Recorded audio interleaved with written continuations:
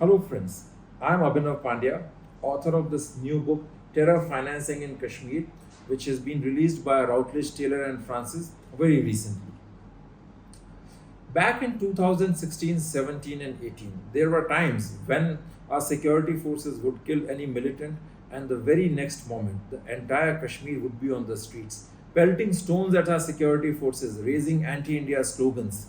When security forces would start a legitimate security operation in any village in Kashmir, people would come in droves, disturbing the security operation, pelting stones at them.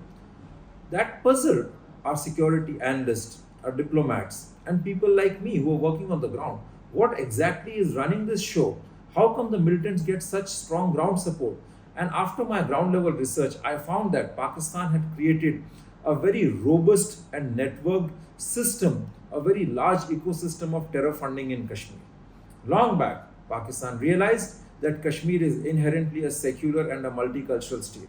So, to run militancy as a big show in Kashmir over a sustained period, they had to create two things. First, a very strongly extremist and Islamist milieu, and secondly, a very strong and robust system of terror funding in which even the common people had their stakes. Stakes means in which they could earn money from the terror funding ecosystem of Kashmir.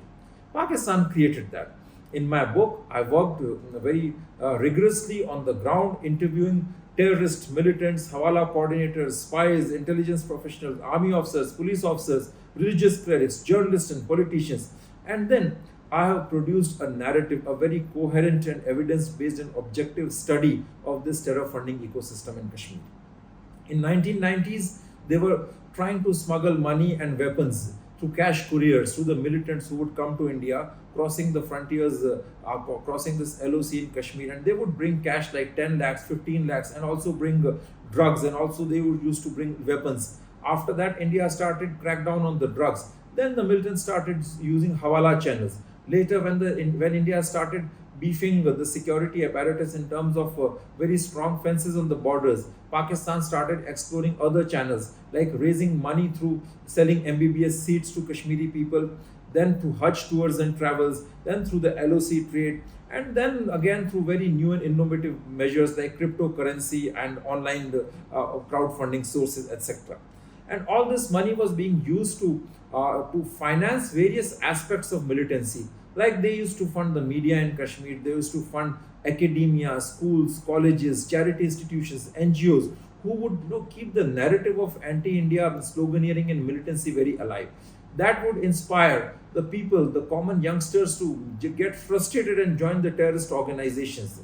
When NIA finally started the investigations, they really got puzzled. How come this whole terror funding ecosystem was working? Now, this book deals with this subject in much detail and great depth because I've worked on the ground and explored terror funding from an entirely different angle. I really believe that this book is a very strong and a must read for the students, for security professionals, intelligence professionals, diplomats, and even international scholars who are working on terrorism and terror funding.